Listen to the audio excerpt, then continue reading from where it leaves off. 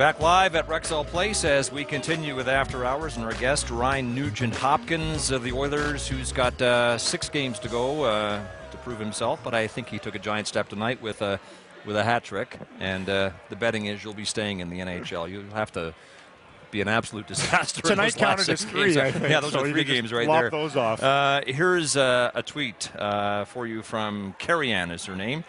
If you could sing karaoke with any of your teammates, who would it be and what song? Probably Ryan Whitney and probably Don't Stop Believing. I just feel like... The Journey song? Yeah. Can he do that? I think he can. I think he could pull it off pretty good. Yeah. And you'd back him up? Yeah, I'd kind of be a backup guy. I'd let him take the spotlight. Hit those Steve Perry high notes. Right. Your teammates in Red Deer called you Hopper. Some here are going with RNH. We hear the Nuge. What are your Oiler teammates calling you? It's all the Nuge here. The Nuge. In junior, it was all Hoppy, and then as soon as I came here, it turned into the Nuge. Okay. Yeah. How has it been for you to get comfortable within the room? Because there's so many things for a young guy coming on to a new team to get used to. When to go out on the ice, how warm-up works. You just keep your mouth shut and follow along, or?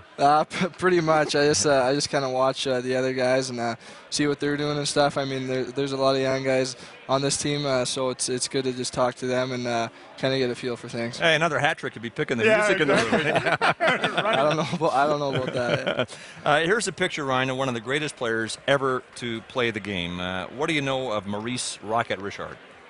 Actually, Maurice Rocket Richard has been my favorite player for a long time. I always loved. I never got to see him play, but I always watched clips of him and stuff. And his career ended, by the way, in 1960, about 33 years before you were born.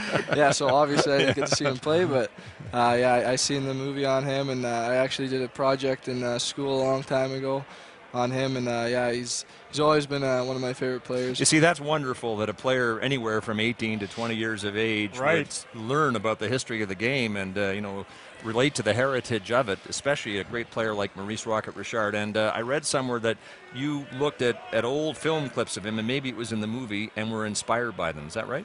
Yeah, it was. It's really cool to kind of see clips of him, and he's so intense when he's playing. So it's awesome to see him. His eyes were always so big and stuff, and he always you can just tell he had such a passion for the game. So, I mean, he definitely was a great guy to just watch clips on and just kind of learn some stuff from. I'll stay with the great player stuff and the great one with this one. And I whispered the Wayne Gretzky name this morning to some people, and they were like, tap the brakes on that one with this kid. But there are some similarities.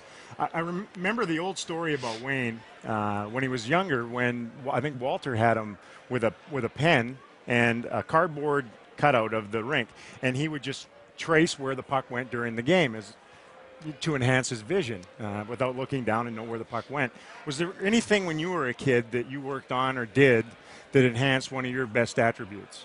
Well, in my basement before we moved a couple of years ago, I'd always go downstairs and shoot pucks, and we had a really good setup for just shooting pucks, and also it was a cement floor, so I'd always set up pucks around the room and just kind of stick handle through them with my eyes up and stuff, and then just little things like that. And I mean, I got a ton of ice time going to my hockey academy in high school, which is the Burnaby North, which really helped me out. I think I got a ton of ice time there. Then just playing with the Burnaby Winter Club and also Northwest Giants. How old were you there?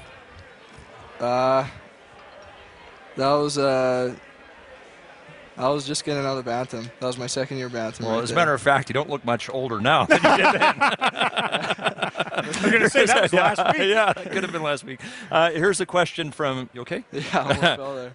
A question from James in St. Albert. The way you take the puck away from players looks so much like Pavel Datsyuk, and we've heard this comparison from a lot of people.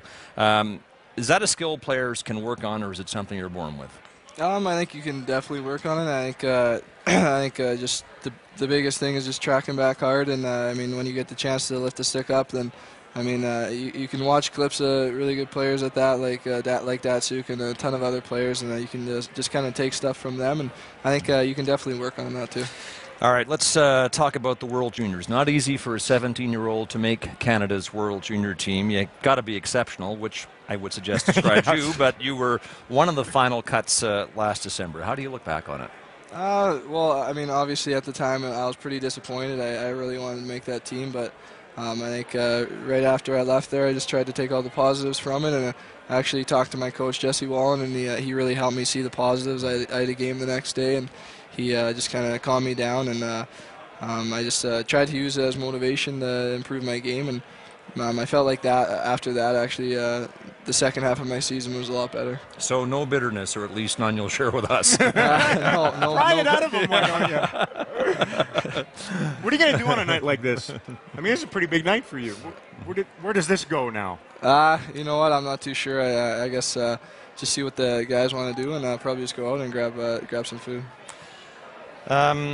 On this program last year, Taylor Hall admitted that he had some Justin Bieber on his iPod. Are you willing to make the same admission? Yeah, I have a few songs. Whoa, there you go. Wow. Ryan Really? Nugent-Hopkins apparently afflicted with Bieber fever.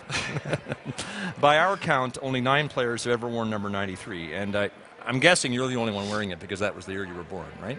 Is that why you're wearing it? Yeah, that's mostly the reason. Yeah. Is there another one? Is there no different part of this?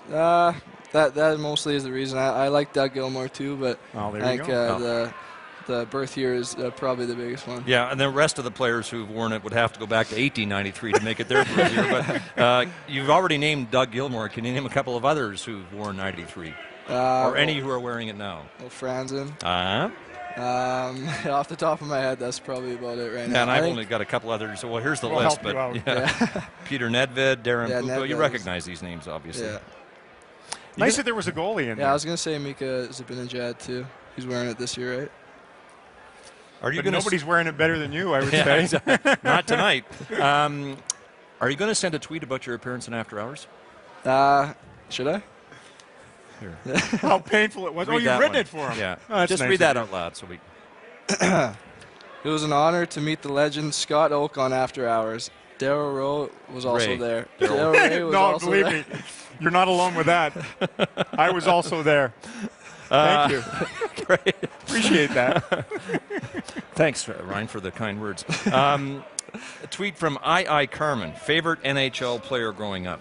I really liked Paul Kariya, and I really like Joe Sakic. Why?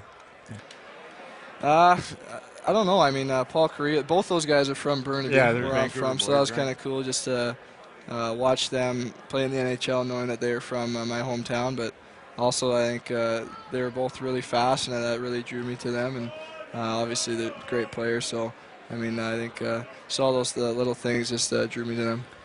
What a night for Ryan Nugent-Hopkins of the Edmonton Oilers. In his 3rd career game, registers a hat trick. Boy, it's something. You're never going to forget this. And we've been delighted to have you on the program. Thanks, All right, Ryan. Thanks a ton for having me. All right. Back to wrap After Hours in a moment.